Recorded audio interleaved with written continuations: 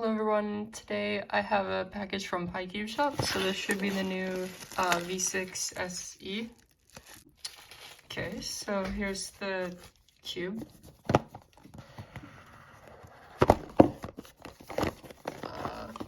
Okay, no plastic wrap, which is kind of nice. Anyway, let's just do first turns. Ooh. Okay, this is actually like, wow. This is like,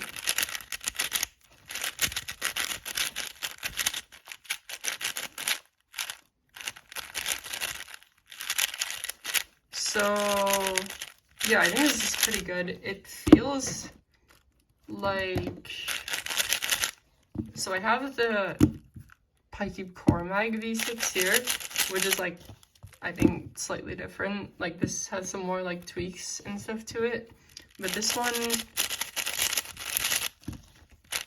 feels a bit faster, especially on the inners, which is nice because I had a problem with the inners being too slow on this, and I was honestly just too lazy to like Dorito mod it. But this one seems quite nice. But I'll have to go and do some solves.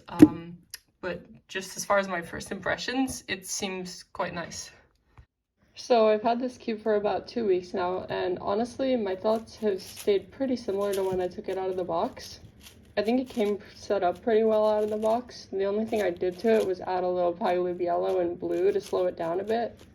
It has similar qualities to a regular V6, obviously, but this one is definitely faster, especially on the inners.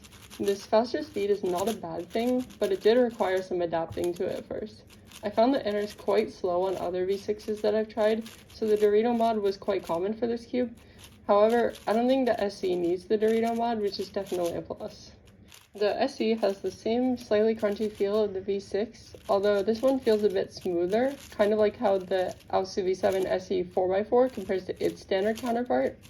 In general, similar to the V7 SE, I find this cube to be pretty much a direct upgrade to the standard V6, though not quite as big of a difference as the standard V7 versus the V7 SE.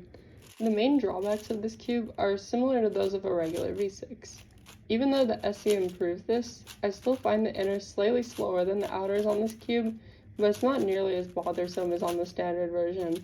I also find the cube to be a bit too flexible, but not any more or less than a standard V6, and this is mostly a personal preference thing. With that being said, although this cube is definitely an improvement on the standard V6, and my times are slightly faster than on any other V6, I still prefer the GAN 562. It feels a bit less wobbly, generally fits my turning style a bit better, and I still get my best times on it.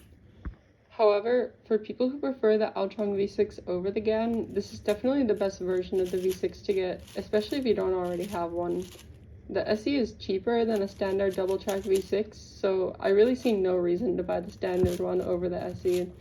If you already have a standard V6 though, upgrading to the SE is definitely not a necessity unless you're really into 5x5.